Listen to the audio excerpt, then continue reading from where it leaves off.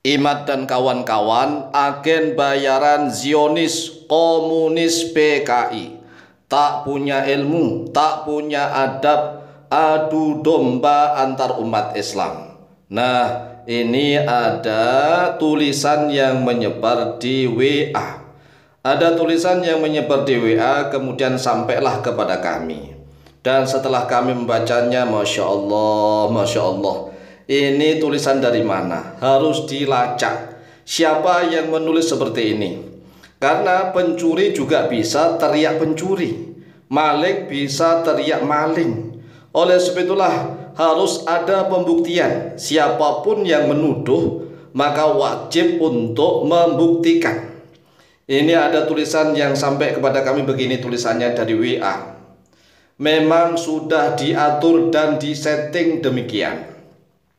Imad itu agen bayaran Zionis komunis PKI untuk memecah belah dan mengadu domba umat Islam agar saling berseteru dan berantem. Setelah umat Islam hancur, Cina-Cina komunis gampang merebut Indonesia. Itulah gaya PKI Cina. Waspada kepada geng buzzer bayaran Imad Zionis. Masya Allah, Masya Allah. Orang semacam ini perlu diteliti, harus diselidiki. Jadi pihak berwajib harus menyelidikinya. Mengapa bisa saja justru mereka orang-orang yang berbuat seperti ini biasanya akan melempar batu sembunyi tangan. Nah, kami sendiri Al-Faqih Mu'allim sangat paham persis bagaimana Kiai Imad. Kiai Imad ini hidupnya sangat sederhana, bersahaja, berjuang mendirikan lembaga pondok pesantren.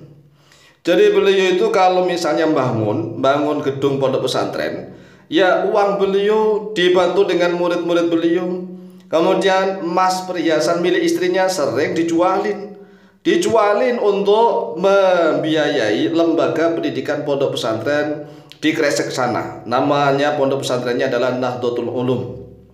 Enggak ada itu tuduhan yang semacam ini.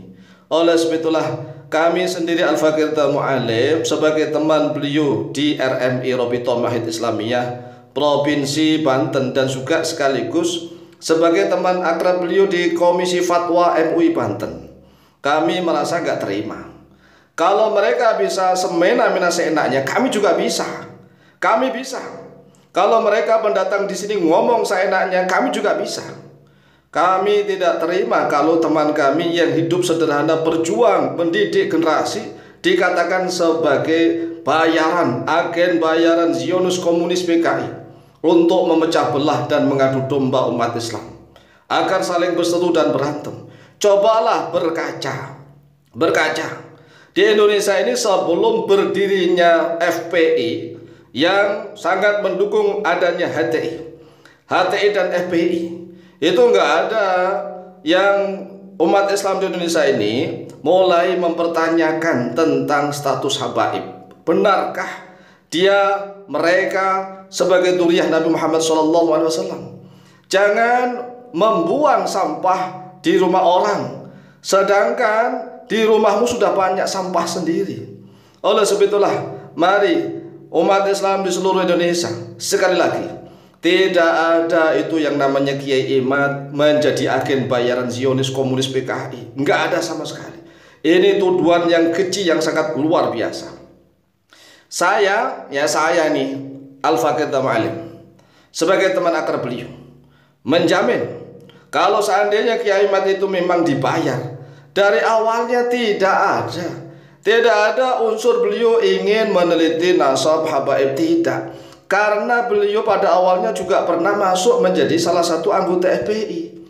Karena beliau kesengsem, tertarik dengan gerakan FPI. Tetapi setelah beliau masuk di FPI, merasakan bahwa FPI malah justru ingin mengadu domba antar warga NU. Maka Kiai Imad mulailah mundur pelan-pelan. FPI dan HTI inilah yang menjadi biang kerok. Nah, sekarang anggota FPI rata-rata siapa? Kalau anggota FPI itu rata-rata adalah golongan para habaib yang rata-rata mengaku NU. Kenapa selalu NU yang dituding Orang-orang FPI seenaknya menghina para ketua umum PBNU.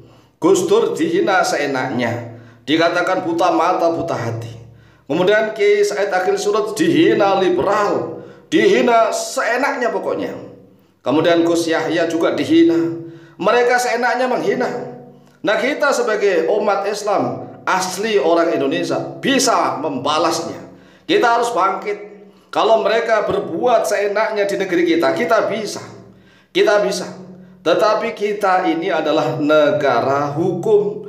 Negara hukum sebaiknya lah aparat penegak hukum. Oleh sebab itulah kami senantiasa ngomong dengan teman-teman kami, masalah polemik nasab ini nggak akan bisa selesai. Nggak akan bisa selesai kalau tidak ada campur tangan dari pemerintah secara sah. Tidak ada campur tangan secara sah dari pemerintah, maka polemik nasab ini hanya blunder saja. Blunder saja akan menjadi masalah di mana-mana. Nah, kalau seandainya pemerintah Republik Indonesia, Presiden misalnya, menugaskan kepada MUI untuk benar-benar mengadakan penelitian dengan seksama. Kemudian hasil dari MUI seperti apa diserahkan kepada pemerintah. Nah, pemerintahlah yang memutuskan. Itu mungkin baru bisa akan reda. Tetapi kalau bola ini hanya ditendang sana, tendang sini, tendang situ, hanya akan menyebabkan umat Islam di Indonesia saling bentrok, saling berantem. Dan ingat, bukan Kiai Imad penyebabnya. Karena Kiai Imad itu hanya sebagai salah satu contoh. Kiai Imad itu contoh.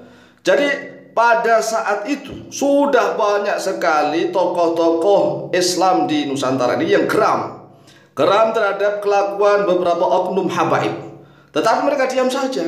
Nah, setelah Kiai Imad mulai berani muncul, maka Allah Jalla Jalaluh mentakdirkan mereka semua bergerak bareng-bareng, muncul bareng-bareng. Itulah yang harus direnungkan. Jadi bukan masalah Kiai Imad. Kiai Imad itu nggak punya kekuatan apa-apa, nggak memiliki harisma apa-apa.